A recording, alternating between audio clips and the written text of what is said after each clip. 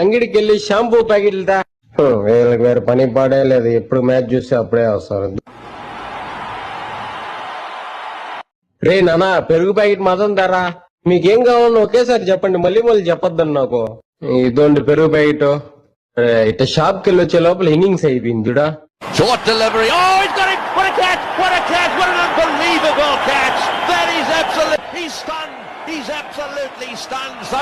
రే కింద పోయి ఎగ్స్ 4 దా బోరా. రే ఏం చూస్తున్నావు పో. వీళ్ళొకరు ఓపికే ఉండదు వీళ్ళకి. చా